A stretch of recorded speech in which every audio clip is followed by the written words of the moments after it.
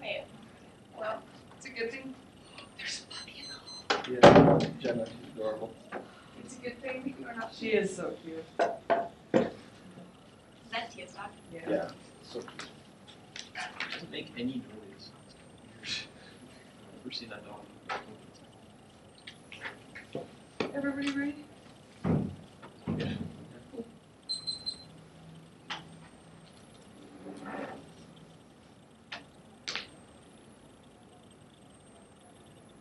Contention 1 is back in the USSR. First, the historical lens through which we view the Cold War has evolved in our perspectives, and critical figures should evolve with it. First is traditionalism. The prevailing narrative of the Cold War began with the traditional perspective that it was just an extent of the prevailing World War II historiography of the U.S. diplomacy, which was a celebratory perspective of the United States, and that war was consensual and was harmless. The little b is that this created revisionists who viewed the Cold War as centered on economic factors and centered not on centered on on economic factors and aggressive and dynamic, not as defensive or as an extension of World War II. This led to post-revisionists who brought geopolitics into the discussion. This was driven by security and by securitization and the bastardization of power, where the U.S. policymakers wanted to avert Soviet domination and have cooperation, but were fearful and wanted to protect U.S. power as well. This also led to post-structuralism, where the Cold War was viewed as a protection of U.S. identity, as our sense of self came from our dividing out the self of the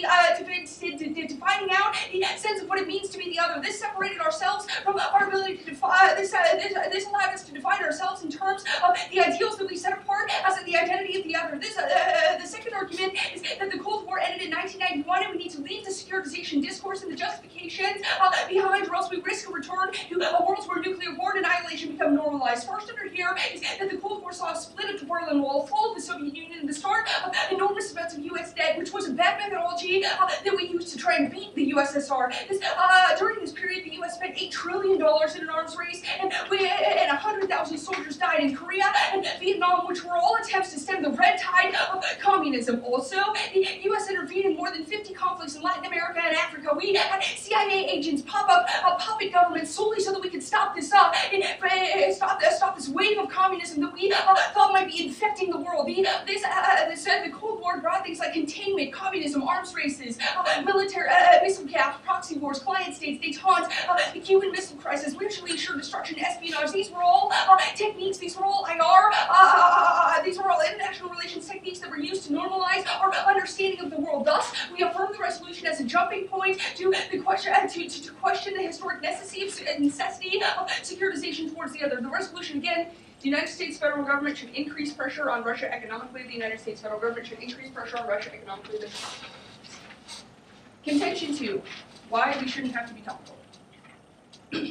The 1AC begins with the question of what it means to take debate seriously. We are not simplification or justification. We think that serious debate begins from knowing what is not, knowing that knowledge is not neutral, it is not objective, it is not comprehensive, but it always serves an end. And we must begin by investigating this round's topic before we can understand why we have come to approach these sorts of debates in a particular manner. It begins with two important questions. First, what kind of knowledge is being produced by an affirmative that is traditionally topical? And second, what purpose would that knowledge serve? In a strange way, this topic feels really redundant. We have debated nuclear war 1,000 times every year, every tournament, every single topic. Whitman, you know that nuclear war is the scenario in almost every single one of your 1ACs several times over. How many of our discussions are centered around the telos of nuclear war? As we commit resources in the name of rendering the world safe and stable and order, the discourse of securitization slowly strangles all other conceptions of what it means to create a political space. Traditional,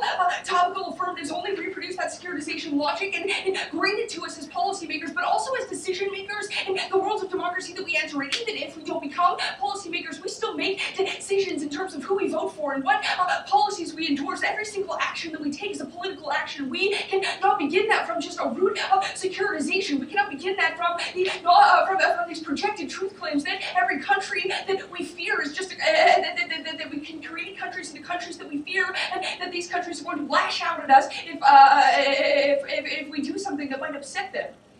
Contention 3 is that securitization is bad.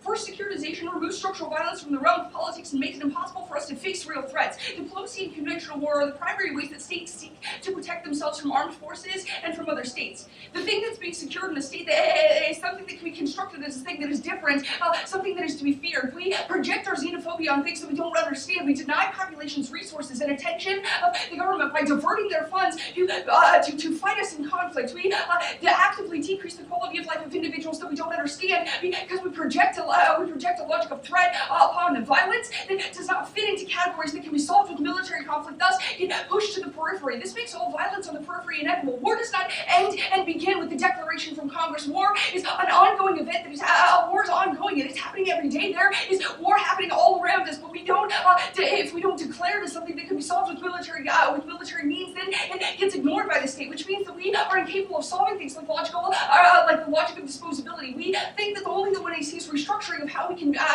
we view security can change this mindset of the way that the military gets all of the focus of violence, the way that we can just ignore populations on the periphery, because the logic of disposability is something that inevitably leads to extinction. When life doesn't have value, when people are projected as objects that just threaten security, then all violence can be justified against them because they are just a thing that causes problems. We need to view people as people, and this cannot happen in a world of a security framework because they're just viewed as threats to the nation state. Additionally, reliance on security creates serial policy failure because we infinitely reproduce new threats. We say that this creates knee-jerk policies that makes war absolutely inevitable. When we fear that another country is going to cause us harm, that another country is always waiting around the corner with guns, with guns and with nuclear weapons, then life is infinitely ruled by fear. We define ourselves in terms of a state of hostility, in terms of other states, and create them into hostile actors where their identity does not matter as something more than just the other that is scary towards us. We think that we order ourselves in something that is impossible, and our response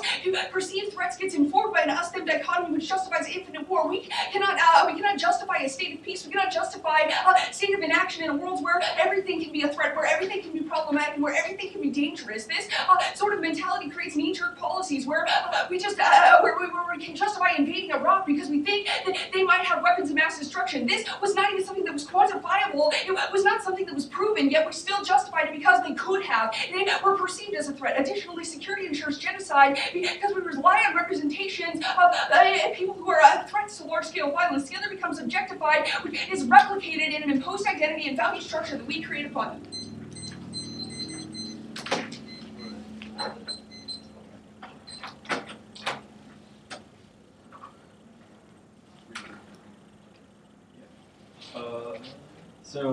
Sure.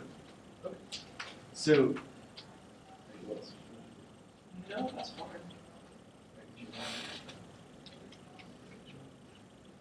No. I'm gonna say, well, it's got to be top. There's a reason they should try me. I'm bribing you. Cough drops? I like cough Ah. drops. So I'll bribe you with cough drops. flavor. There's multiple flavors. Yeah, there are a lot of flavors. Multiplicity of flavors. Lemon, berry, and cranberry. Just one question. You say to affirm the resolution, or affirm the resolution as a jumping point to question securitization, Okay. right? How do we do that? Like, how does affirming do that? That's what the 1AC speech act is. Okay, so it's a performative act. Every act is every act is a political act. The 1AC. Got it. Are you proud of me? I'm so proud of Maybe you. taught me that in my car. That's clear.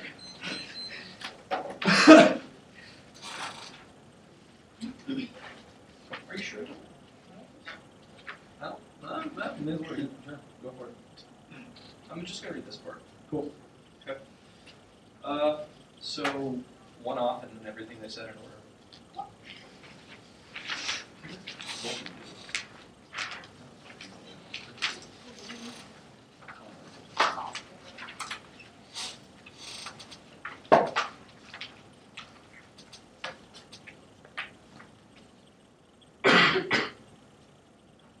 Oh, I'm sorry. Yeah, don't be done. Okay. Alright. It's probably going to be confusing, so I apologize. First is a thesis. What we take as reality and what the affirmative takes as reality is the spinning out of terms inherent in our particular choice of terms. There are two distinct styles of terms, dramatistic and scientistic, being as acting and being as moving. The scientistic language of the POC denies considering the subject of their discourse as becoming and treats them as static and objective minded. X is the links.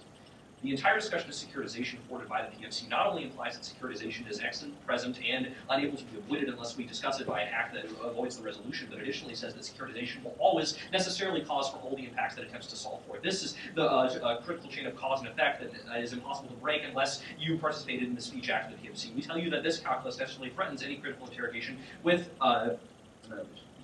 with annihilation and forces movement along a scripted path. The only way to actually come to terms with the dialogue of securitization is by to engage in a jumping off that does not acknowledge the resolution. We also tell you that the PMC's perception arguments and all the arguments that are made in inherency about the different ways that we used to have of viewing the world are a scientific understanding of terminology. We tell you that the PMC is no different from all the different ways of viewing the Cold War that they have already articulated, because it still fails to not consider action solely as a means to convey information and not worthwhile in and of themselves. We also tell you that the PMC characterizes those that attempt to save, namely all the people who are impacted by securitization, as only moving and not adding to. The way you relate to human beings is not capable of understanding these people only as machines that still fall prey to the chains of cause and effect. We also tell you that the PMC's search for a true and complete mechanical perfection justifies the extermination of deviant life forms. We tell you that in any world where people try to securitize resources or try to protect themselves, the PMC necessarily characterizes them as being securitizing things, necessarily means that the PMC characterizes them as problematic, that you should that the PMC says we should reject them for that reason. Next is the alternative. Text. Impacts. Let's read the impacts. Oh, Here are the impacts. for some reason I didn't have that page. Here's some impacts. We tell you first this turns case. Regardless of the fact whether or not the affirmative is a speech act, we tell you that the jumping off from the resolution doesn't occur because in the world where the chains of cause and effect are still preserved and all the impacts they articulate about why securitization causes its own impacts, which are the problems that PMC attempts to solve, reappear. It means that in any world where you preclude any possibility of securitization and say that you are developing a new ideology in a world where you have neglected to engage with the problems of the previous ideology sufficiently, you cannot adequately develop a new one. We also tell you that the PMC causes no value to life because people are simply used and then discarded as tools.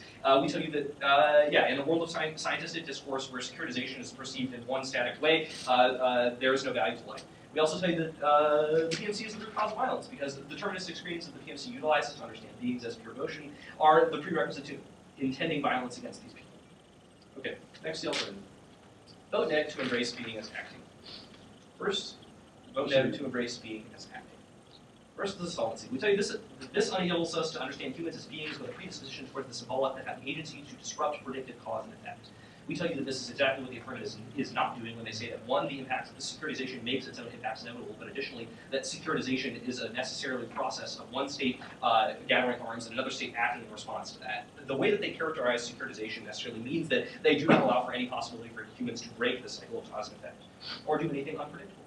We tell you that this is key because of education. We tell you that the PMC constitutes debaters and the judge in this round as people who have no choice but to give the affirmative ballot simply because they refuse to affirm the resolution and engage in a speech act that is meaningful. We tell you that we not only also engage in a speech act which is meaningful, but we engage in one that actually gets at the locus of the problem that you are trying to elucidate. We also tell you that rejection of them is key to solve the cause and effect change that they have. They are simply perpetuating through the PMC and not actually rejecting. We say that you should also prioritize proximal decision making because it's the only way to disrupt how they understand the world is through individual action. That means we do want your ballot because that's the best way to make them understand that the PMC is a problematic act. We tell you that this competes any firm would necessarily link because we tell you that rejection is key in any world where they have already articulated the problems with securitization in a manner that we tell you is problematic. A firm would simply still have a residual link to our impacts, but additionally we tell you that the firm would necessarily link harder because we tell you that they had a chance to escape because they not only chose not to affirm the topic and chose to make a speech act that could have been useful, but additionally, but they did not take that option and instead chose to characterize securitization in a problematic manner.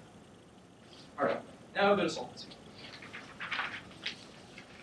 Okay, so you talk about traditionalism and a celebratory perspective of war. You kind of give us the litany of different views of the Cold War. We tell you that these are all causes of the methodology that we are indicting through the alternative, right? The projection of cause and effect is what has caused every previous methodology that made us view the USSR in a problematic way. Especially when you talk about things like geopolitics and the post-revisionist ideas, these were particular examples of the securitization politics. But when you get to things like post-structuralism and say, that's all I hear. We tell you that security discourse is necessarily rooted in a scientific view of the world. That is the inherent problem with security. Not that it causes its own impacts, not that people will always engage in ways that cause them to build up weapons on both sides of the conflict, but that people presume that the enemy will always act in a specific way. In a world where the PMC fails to acknowledge the actual root cause of securitization, you have no choice but to vote for the alternative as a way to actually interrogate the means behind the problems that they are trying to solve. Okay?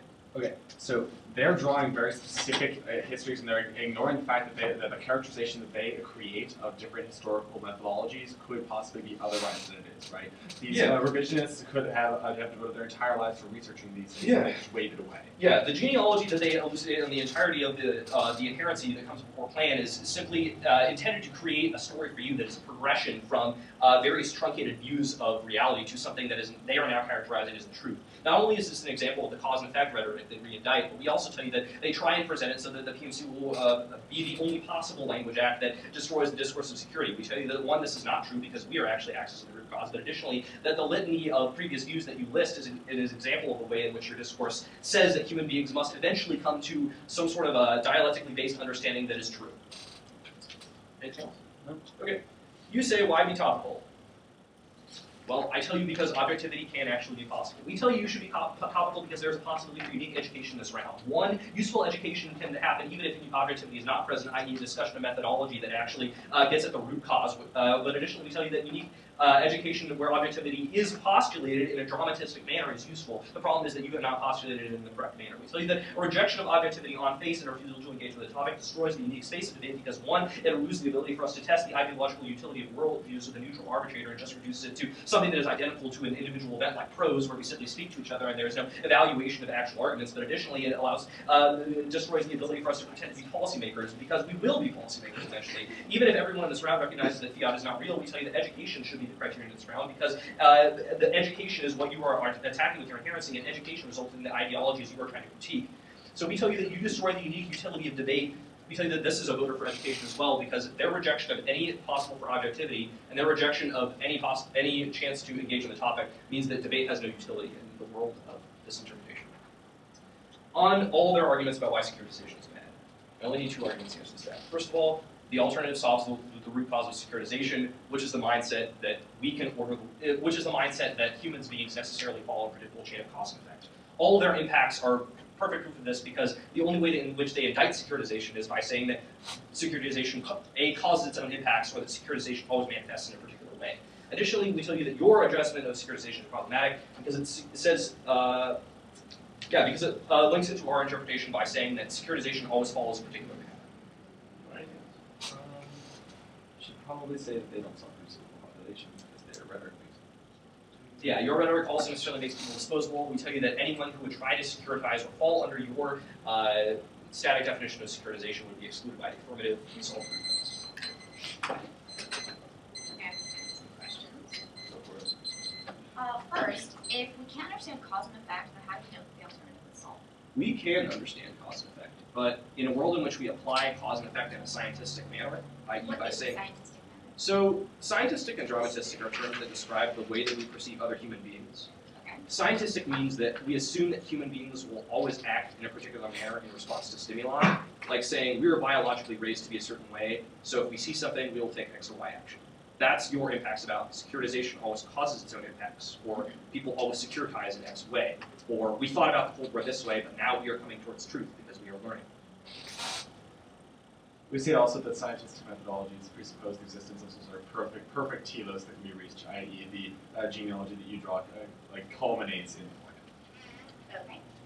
And then the next argument, do things exist? Yeah, totally.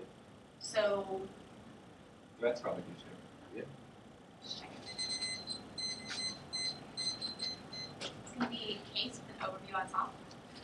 Then it's going to be the alternative. Then links and impacts. Oh, I put the thesis in the links. It's the same to me. And it was all one argument, so really good question. Not question.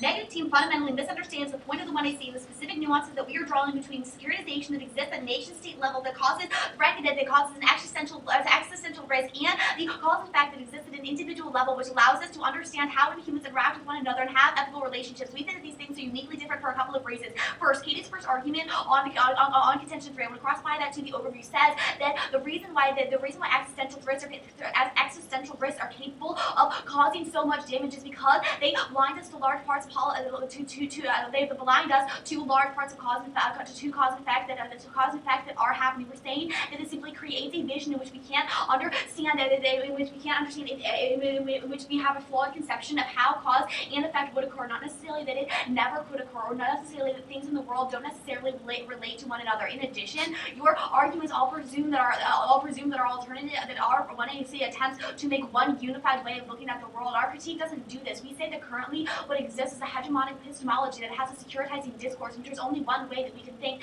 because the only way that we're conditioned through debate, through education, through the social norms of society to be able to think. The 1AC breaks down this through understanding how these social norms are constructed through the histories that each and every one of us engage in. This allows for individuals to create their own space of epistemology and ontology that exists outside of these normalizing structures, which allows for individual agency that we can't necessarily predict, but that happens and are capable of understanding and living with in the world post-app. This is going to be capable of solving back the impact of the isolate on the critique, and it's going to isolate no link to their arguments on the 1AC. Furthermore, we're going to win that securitization is just bad. What have I learned? First argument. You said projection of cause and effect. You said that the projection of cause and effect is what causes is bad. Look, our argument is very simple. We say that we have to understand the ways in which things interact. Things interact with each other. We say that there are multiple ways to understand these interactions. It doesn't necessarily mean that if you go from A to B, it gets you to place C. We think that there are different ways that paths go in between this. Instead of a straight line, it's more of a curvy, rhizomatic path that you're going through a forest on a wooden trail in. This means that we're not necessarily embracing the cause and effect relationship, but rather understanding the ways in which material cause and effect have empirically happened, and understanding the ways in which they could possibly happen in the future. Understands how we interact with institutions within society as well as individuals. Understanding these relationships allows us to then form new relationships that overcomes the cause and effect relationships, and it's capable of forming individual agency. The 1AC is capable of solving for this individual agency by allowing individuals to break out of hegemonic epistemology across plaque the overview. This means that we're solving back for the cause and effect framework and the ways of relating with each other that you isolate as being uniquely harmful and harmful on your critique. This is going to get cross-applied everywhere. I apologize. The next argument you make is securitization discourse is rooted in scientific impacts. Yes, securitization discourse is rooted in the idea that one thing will always cause another. We say that, and Katie says that within the image too, that this doesn't understand the way that individuals interact in society and cause changes within the nation-state system. Things like the Arab Spring, things that we can't predict happen and change what happens within geopolitical states, change these things. The problem with securitizing discourse is it doesn't allow us to understand the roles of individuals within that society, which means that it's ineffective at policy making. In addition, it means that it's ineffective at recognizing the needs of those individuals, causing structural violence to occur within the world of the future. This means that we're capable of undoing the scientific understandings by the scientific practices that they are critiquing, by understanding the ways in which individuals are capable of acting in nuanced ways. They said that there's only a risk that our characterization could be wrong. I'll get to that in the critique. If there's only a risk that every characterization could be wrong, Katie and I are simply giving you arguments that we agree as to why the way that we're engaging with the genealogy of our past with the USSR and our past in security provides a new understanding and provides a new depth of knowledge. It's not necessarily that we're producing one right answer, but that the process that we are engaging in allows for new types of knowledge production that allow for us to question truth. We can't question truth within the current discourse because of the hegemonic epistemology that exists within that we exist within. That's all for contention 1. Here's the topicality arguments. I have them both in the topic of contention 2. You say topicality because it gives us a unique type of education. We isolate the unique type of education that you're trying to promote. The new type of scientific education is what would happen as a result of what I see. We said we need to engage in our relationship with the topic to understand the ways in which the topic was constructed. The topic is constructed neutrally or independent of individual actors or independent of our knowledge claims that we produce. We have to understand these, understand how the topic comes to exist within society, and understand this is the best argument, this is the best turn link to education because it allows for new educations to be provided. You say no engagement within the topic is bad. Cross-applied arguments the same education discourse, which doesn't lead to any new parts of the debate space. In case we're the only ones who are capable of generating unique knowledge, terminal impact on the topicality flow that we're going to be winning on to contention 3. They said that they'll term solving the root cause of securitization, solving cause and effect discourse. We articulate that as long as the 1AC is capable of understanding individuals as acting in nuanced ways, we solve the cause and effect discourse and are going to avoid the disattitude to the alternative. Next, you say our rhetoric makes people disposable. There's no boreness in this argument. We say that we understand how individuals interact with society, which makes them visible, which makes them visible and allows us to see the ways in which our policies affect them. When these people become visible, it allows them to advocate for themselves, increases the agency, and prevents these types of structural violence from happening. Alternative. First argument is permutation. Vote affirmative to embrace being as acting. Vote affirmative to embrace being as acting. There's no reason why we can't. But there's no reason why we can't do both. Their links are all predicated on the cause and effect relationship that the 1AC fundamentally breaks down by understanding the way the individual actions engage in each other and by generating new ways of understanding history that break down this cause and effect framework. This framework indicates it's not going to be linking into their impacts, and the permutation is going to avoid the disadvantage of the alternative. The first disadvantage is metaphysical innocence. Then the alternative assumes that they can simply exist within the world. That they can simply exist within the world of the mind. They don't have to look at what has happened within history. They don't have to look at individual lives as to how individuals live their own experiences. They only think that they only embrace being acting within their own minds. This causes a couple of bad impacts. The first impact is this perpetually causes the silencing and instances of structural violence because we don't understand how the needs of individual people within individual populations and cultures differ from one another. For instance, we assume that every person who identifies as a woman wants the same notions of Western feminism that we in the West have, when in reality this doesn't correspond with the realities and the needs that exist in those local places. This means that you're never capable of solving the root cause of your impacts. In addition, this means that the observer is never capable of overcoming the own biases that exist within the world of the alternative. They don't understand the ways in which history has affected them and the ways in which their interactions with the world continue to shape how their minds are capable of functioning, the knowledge path that they're capable of generating, and the ways in which they interact with other people. This means that they're simply assuming that they're going to be benevolent within the actions that exist in the alternative. Only the one I see through understanding the ways in which these material relationships work is capable of breaking down those bonds and providing future education to move forward and solve problems within the future. Indicates that we're providing the best framework and independent disadvantage alternative. The next argument is nihilism. They argue that if we can't understand the way that anything that exists within the world, can't understand anything through cause and effect, that there's no reason to engage in the critical thinking or exercise of debate at all. In addition, there's probably no reason to think about anything or to exist because we can't understand the ways in which individuals activate agency. We isolate the divine life, and the debate should be about who's better able to create agency and create more and create self-actualization for individuals who are existing currently on the social periphery. We articulate that we're uniquely able to solve this, and nihilism simply dooms us all to a fate without this, because we can't understand the value of preserving life as it is, because we can't understand what things exist outside of ourselves. The next argument. They say that they're going to make these perm links arguments on the bottom, that the perm links even harder. We're making nuanced analysis as to the way in which our 1AC engages with action, which their permutation isn't grappling with, their permutation preempts.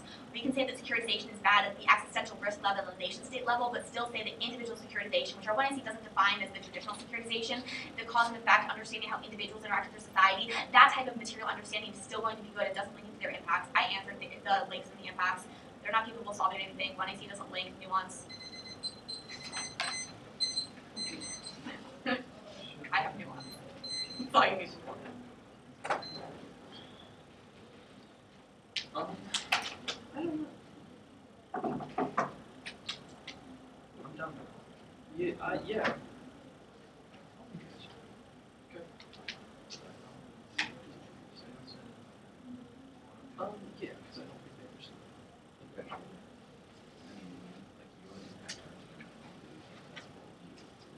Yeah.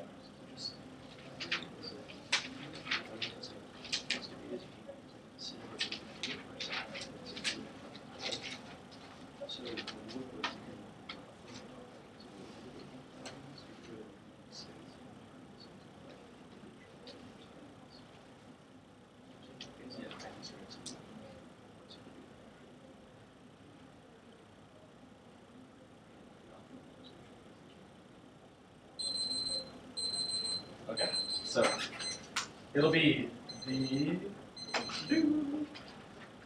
links and impacts. The majority of the articulation of like how they link will probably be occurring on the actual case, though the links and impacts are obviously still present. Basically just engaging with it where the MG wrote it, or read it. Then it'll be the alternative. So I just have like the perm, the disad, and So I'm on the K page. That's functionally what you're going to do. Okay. yes.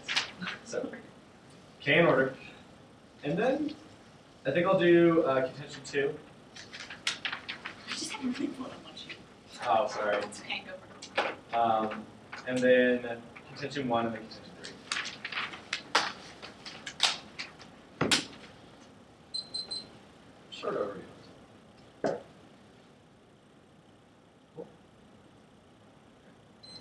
What you say solves back for a knee-jerk reaction to bad policymaking is the same thing, right? We tell you that your methodology is necessarily a knee-jerk reaction to what UI said is the harm to securitization. We say that in a world where securitization can possibly be used by an individual instance where a threat does exist, probably means that there exists a contrary understanding of reality which you reject and say that we should possibly solely purport a methodology which always rejects securitization. We say that in a world where you do that, you have bit into the criticism 100%. You can't resolve the root cause of arguments that we are putting forward on the impact model. We say this is necessarily bad for you because it means that when it's articulated on the first contention, it tells you that all of your arguments about securitization being the root cause of violence are in fact embedded in a larger understanding that securitization is produced by cause-effect changes that march onwards to extinction. We say that in a world where you don't attempt to break those cause-effect chains. We say that the only way to do that is by voting for the negative. We say that voting for the negative is probably going to resolve most of the concerns because it doesn't result in nihilism. It doesn't actually bite into. It is a historical action because it allows for the multiplicity of historical views, and furthermore, it is going to be able to resolve most of the concerns here because we say that even if it's a completely arbitrary action, it's still going to disrupt a cause-effect change because they have constituted the judge and the debaters in this round as machines to give them the ballot. We say that the only way to get out of that is by voting for the negative. Thesis.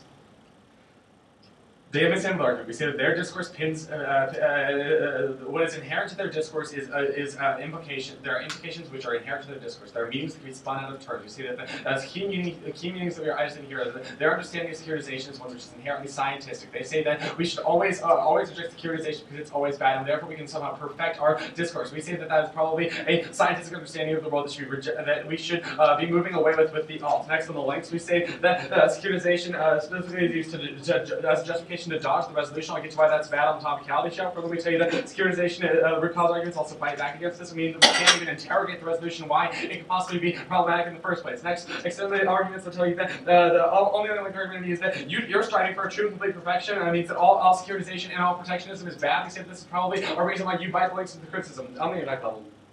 First argument, independent of us winning the alt, this is going to be a Slayer. We say that this turns case, right? We say that in a world where you still act within a framework of cause and effect, we say that this is probably going to cause all the problems you isolate to reappear no matter what. It means terminal no solvency for the affirmative, and you should vote negative presumption even with the even if we don't win the alternative. And furthermore, we tell you that, and also we say that we probably are going to gain inroads on their no life and to violence against the point where we tell you that cause and effect changes are the reason why this happens, and their discourse is the reason why those things occur on the alt. First thing I want you to do is extend the competition. We tell you that rejection is key because you need to pin them to their discourse, right? The PMC is a speech act that they say matters. Say that in a world where you sever out of the discourse of the PMC. If we can prove that you have linked, which we conclusively do, probably means that the permutation is still severance and should not be considered legitimate. Further, we tell you that the perm links harder. This argument is cold conceit of AMG. We tell you that we have the chance to escape and the cog, and we are forced back into the machine. We say that the alternative presents the chance for a cog that is currently present in the perpetual motion machine to break out of the loop and actually strive for something new and arbitrary and random. We say that this is probably a way to disrupt cause-effect chains. We say that the permutation is the ultimate action of violently forcing the cog back into place in the machine. We say that the permutation, as long as they make solving for the alternative contingent upon voting affirmative, they have done this. Now on to the metaphysical emphasis argument. They see the alternative assumes that we're looking at history. We say that that's probably the reason why that you linked this as well, right? You have asserted that you could trace a specific genealogy by isolating truncated understandings of specific historical methodology. You say that this is probably the exact same thing you have done, and further, you said that you have somehow become post-history through the plan. You say that you have ascertained a new understanding of history, and the plan probably means that you link to this disadvantage just as hard as we do. And also, we say that we don't link. We say that we understand history in a way that is not necessarily the same as you. And also, we do still engage with history. We say that you can engage with cause-effect chains because a dramatistic being and an acting being can begin to move, but a moving being cannot begin to act. As long as you change something within the scientistic, the dramatistic cannot continue to exist. Next, on the use of the alternative, this means the alternative will not be able to overcome its bias. We say that this is asinine, the point where the entire point of the alternative is that we are disrupting a bias. We say that the alternative is crucial to actually disrupting cause-effect chains, and as long as we vote negative, we have won this. We say that you should probably extend the argument that it gives you that this is key to education. The only way we can actually engage with the resolution, actually gain education in this round, is if you no longer constitute the negative team and the judge in this round as static machines to give the affirmative the ballot. I mean, the negative voting is absolutely crucial. That means rejection is key. Next on nihilism. Alright, I've already answered the reason why we can't understand the world. Also, we say that your ability to solve this assumes that you're somehow solving the affirmative. We say that you probably don't. And also, we say that your argument about debate is around for creating actualization is probably a reason to vote for the negative. We say that the world with actualization is only possible and you concede our impacts probably, or with only possible with the negative because you concede our impacts probably means that you lose in this question. Your arguments about precision don't apply here at the point where we're telling you that you have fundamentally misunderstood the thesis of the criticism. On the contention team. Alright, they don't do enough work here. They say engagement with the topic is bad because it presupposes the topic is a neutral argument. We say that your knee-jerk rejection of the topic is always bad because it purports to be neutral is probably a bad thing in and of itself. We say that's probably a reason why you link to the criticism. Also, send the argument that objectivity can exist. We don't have to disagree that objectivity. We don't have to say that objectivity doesn't exist in all instances. We say objectivity has the possibility to do so. We said this is probably a reason why a debating topic is a good thing. And also, the argument that we actually need here is an mixed Slayer analysis in the LSE that tells you that in a world where you have disregarded the topic, you have mooted debate as a forum, right? We tell you that the only way debate is useful as a forum is because we were able to uniquely test worldviews and have the judge evaluate those things based off of a topic which has been proposed. We say that when you have removed the topic, you have removed the ability for the judge to actually evaluate these things, and this is probably a voting issue for education in this round. Contention 1. Alright. The thesis level argument of the MG is incoherent, right? They tell you that they're going to solve for a risk of securitization, which probably means that they say securitization is always bad. The entirety of the alt is a reason, the criticism of reason that securitization can sometimes be good. Also extend the arguments that Nick's giving you. The only argument on contention one that we really need here is that the litany of reasons that they're giving you as to why previous histories have been bad, or a reason why they're attempting to characterize what they do as striving towards perfection. They don't say that they're going to create a multiplicity of views in the PMC, and we say you should probably pin them to that Speech Act. You should not allow the PMR to get new wiggle room on this issue when they've said that all previous methodologies can just be wished away by saying that they were somehow within a colder mentality. You say that this probably undermines the work of these historians and says that those viewpoints no longer matter. You say that that means that it's impossible for you to solve the alternative. Next. You say the extension. You say that the thesis of criticism of the affirmative is that these existential risk blinds people. That it's a securitization blinds people. We say that this is asinine at the point where the cause-effect changes the root cause. Here we are winning that argument, and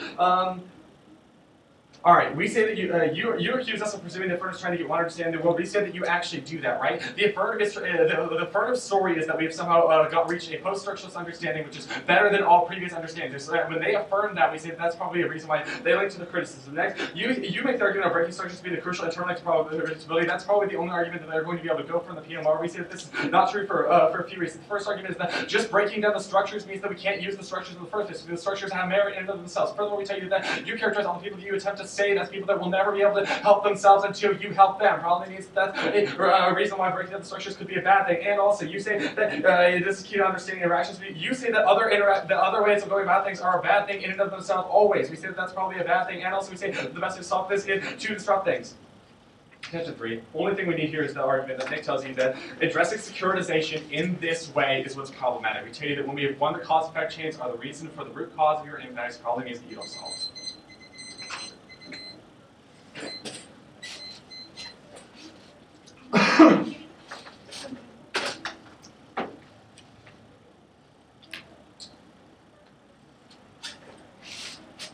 Same order.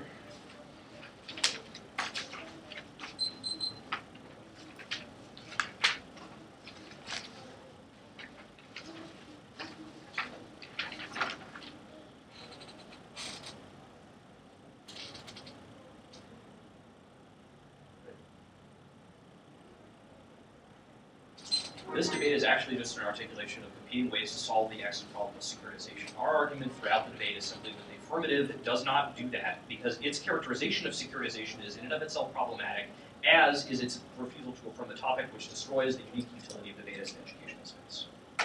On the thesis, Zach tells you, and I tell you, that their discourse understands securitization in a scientific way, right? They understand that securitization is inherently scientific. The problem is that their attempt to resolve this is also in and of itself scientific, because it assumes that we can not only wish away the problems of securitization, but additionally that people will not only securitize in the same way every time, but the PMC's way of addressing securitization falls at the end of a long line of philosophers and thinkers who have been engaging in a Hegelian dialect to produce some kind of truth. That assumption necessarily is a link to the criticism in and of itself, which means the entirety of contention 1 is an argument for us. On the links, we tell the only thing we need to go for here is what Zach says in the MO, that the 1AC is striving for complete perfection. We tell you this is problematic inherently because their idea of complete complete perspection is necessarily rooted in the scientistic. That is the entirety of the discussion that occurs on conventional law. Go to the impacts. The only thing we need here is a Vistorian's case, right? We're both striving for the same impacts inherently. The only thing I need to articulate is our solvency method is always going to be better. In any world where you think that we should embrace being as acting as opposed to passively accepting the PMC Speech Act, then we will solve for all their impacts better. Alternative. Zach articulates in the MO correctly that the perm would necessarily be severance, which is an on-face reason to reject, but additionally, the better argument is that the perm looks harder because they had a chance to escape and they didn't use it, right? The fact that the 1AC is a speech act is fine, maybe even the fact that they don't engage with the topic is fine. The problem is that the 1AC comes at the end of a discourse that presumes that it is marching on towards truth in an inevitable process of cause and effect. The fact that Katie situates their method of solvency at the end of this process is problematic. And even if you chain it to our method of solvency, you can't recognize being as acting if you assume that you will always act in a certain way at the end of the day. The metaphysical innocence disad probably only has a risk of applying to both of us equally because it's a generic argument. The nihilism argument doesn't apply at all because we tell you in a POI and in all of our arguments that we can overrule. So that argument doesn't. All right, intentional. I will try to simplify this somewhat. Our argument is, first of all, that objectivity can exist, which we are both agreeing on, but more specifically, that affirming the resolution in a debate space creates a unique form of education that you have chosen not to recognize. We say that you can still have conflicts of methodology in a room, but in the world where... Yeah, you're right, I am contention too. We tell you that in a world where you can have a unique discussion in a room with a judge with things like time limits and a clash of methodology with a neutral arbitrator, and you refuse to acknowledge that possibility by saying that the resolution doesn't matter, you reduce debate to the same thing as an individual event or a conversation, which destroys its utility. We tell you that this is an on-base reason to reject because it destroys the unique type of education that is possible in a debate. That they did not affirm the resolution is a voter for us. Contention one. This is the hardest link that we've been in, and it is the best example of why the affirmative rhetoric is problematic. The entire discussion that Katie engages in says, people thought this way, then they thought this way, then they thought this way, and now we are thinking this way. This inevitable progression of truth is exactly what we are critiquing, right? The problem with the 1AC is that it says we are the end of the line, and we are the methodology that you now must accept if you wish to avoid the inevitable problems of securitization. We tell you that securitization is one, not inevitable, two, that the way that they characterize it makes it inevitable, and three, that the app posits itself as the only solution to securitization, which means it causes some impacts. On their impacts, we've already articulated as to why their characterization of securitization is bad. It doesn't engage with the individual level. Our only argument is that there's only a risk that our solvency is better because we understand the possibility that people can act in a non-cause and effect way, including the people in this room.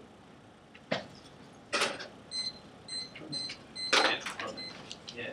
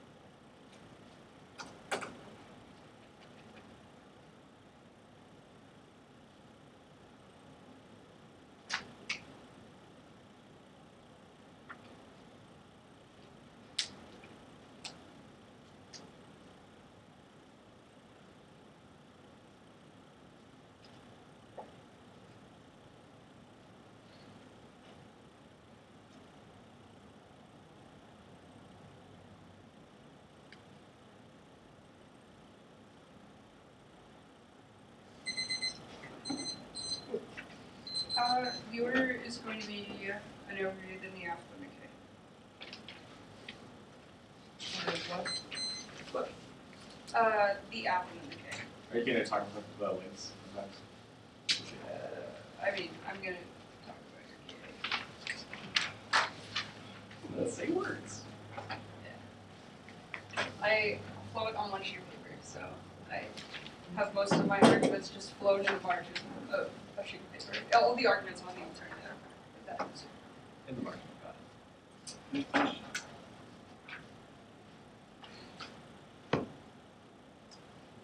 The argument of the 1AC has been very consistent throughout the entirety of the debate. There is a difference between individual cause and effect knowledge and nation-states constructing existential risk. The status quo is one dominant hegemonic epistemology on a large scale that says that we have another nation that threatens us. This makes the logic of securitization inevitable because we can infinitely create new threats that need to be acted on the nation-state level. That is how we justify things like entering into Iraq and stemming off the influx of communism. I make different decisions as an individual than I would as a nation-state.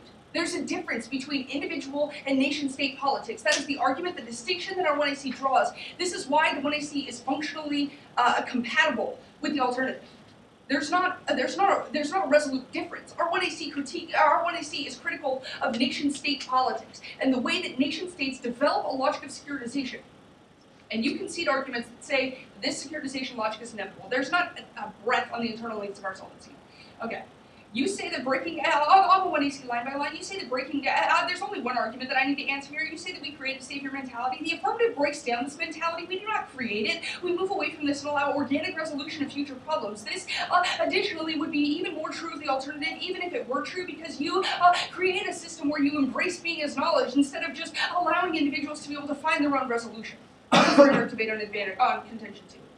You concede a net benefit to our framework that says that we are capable of accessing a unique education because the 1AC engages with the relationship of how to determine our relationship towards how the topic is constructed. This is why Whitman doesn't go critical, because there's so much cognitive dissonance happening in this debate and on the sheet of paper. You endorse science, which is you endorse scientific knowledge, which is exactly what you critique. You are also conceding an argument that says that we produce better knowledge because our education is better with how we question engagement with the topic and how the topic is constructed. This allows for better future discourse and discussion of the topic, which allows us to see when things are objectively good and accurate, and when the debating the topic can be good. We debate about the point of the topic, which means that we still justify the resolution. Additionally, we endorse the resolution, and also this net benefit to our framework independently outweighs the criticism because it allows for better policy making in the future, not only on an individual level, but also on a nation-state level, which means that we're accessing the benefits of the 1AC and the K. Megan.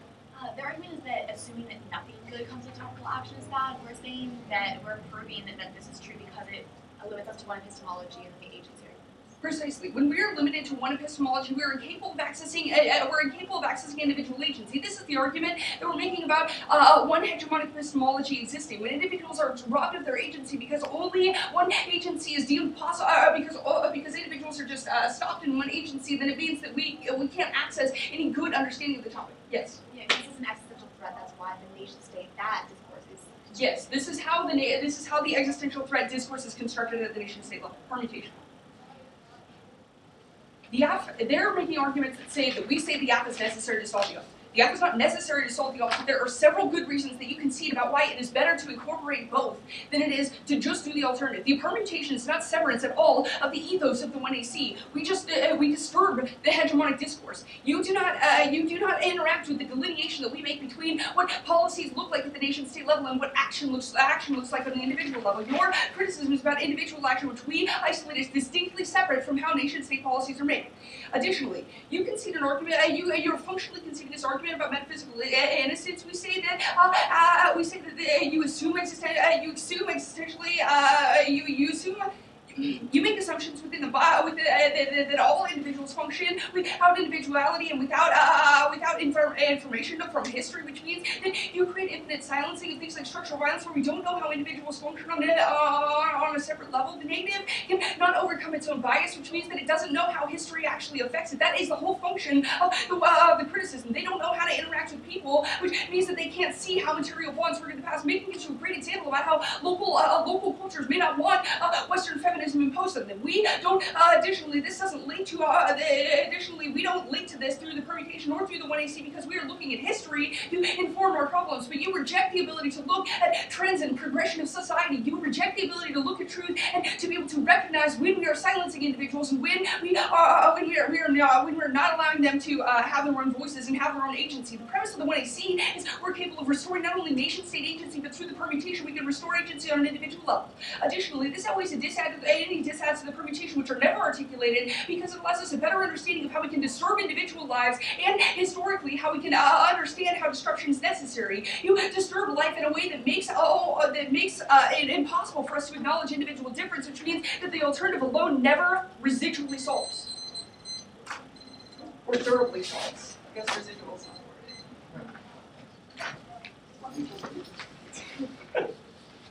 God. the word. Yeah, I don't know. That helps.